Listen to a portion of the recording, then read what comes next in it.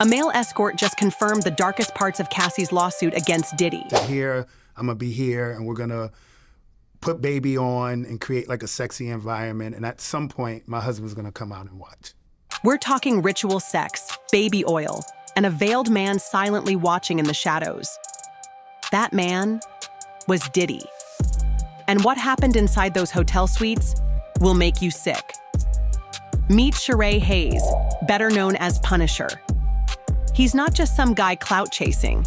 He was a male stripper and escort who found himself deep inside Diddy's secret world without even realizing it.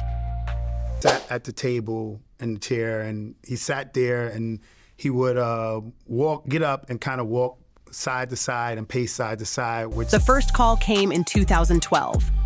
A woman named Janet wanted to hire him for a private birthday surprise at the Trump Hotel. Just $200 for a quick dance.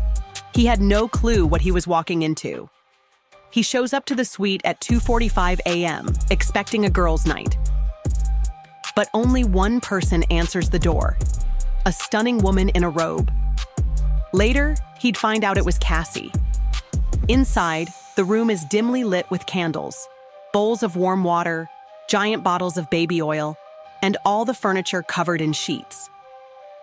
He felt like he walked into a scene from American Psycho, but he kept his cool. She tells him, "No dancing. Just vibe with me. My husband will watch." They begin rubbing oil on each other, building a sexual atmosphere. Then suddenly, a nude man wearing only a veil walks into the room. That was Diddy. Though at the time, Punisher had no idea. It's like I think they call a burqa, like the Muslim women wear it, and you can only see the eyes. Okay. He was told in advance, don't speak to him, don't look at him. Still, the man paced back and forth, silently watching, giving subtle instructions about how to move, where to stand, how to adjust lighting. Diddy never spoke directly, but he controlled everything. Months later, Cassie called him back. Then again, and again. Each session followed a script. Baby oil, hotel suites, couches with sheets. But now, they included full sex acts. And Diddy would always watch. Still masked, still silent.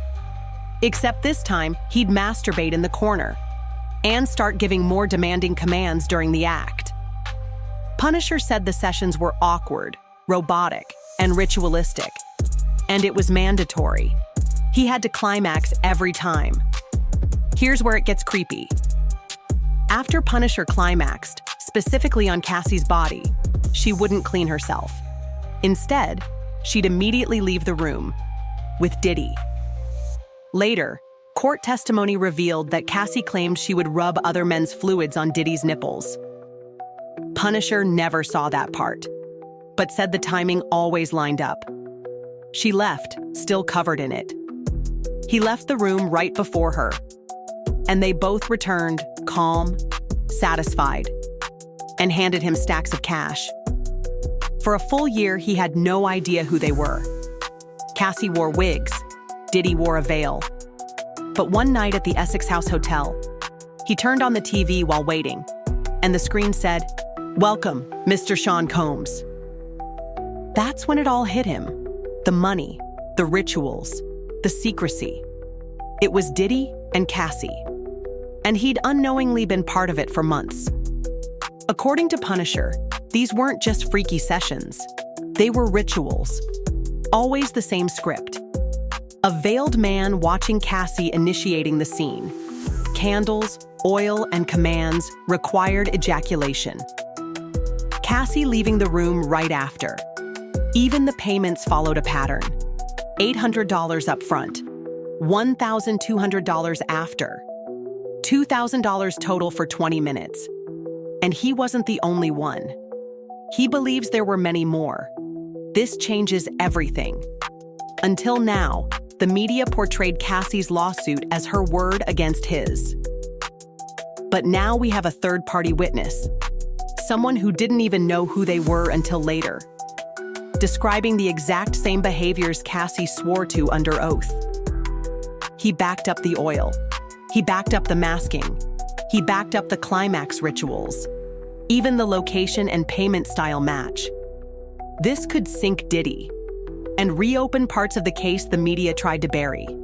Because if this is true, then Cassie wasn't just abused, she was used in ways we're only just starting to understand. So here's the question. Do you believe Punisher? Does this validate Cassie's story once and for all? And if so, why is Hollywood still silent? Let us know in the comments. And subscribe to CloutLine to follow the trial as it explodes in real time. This isn't over, not by a long shot.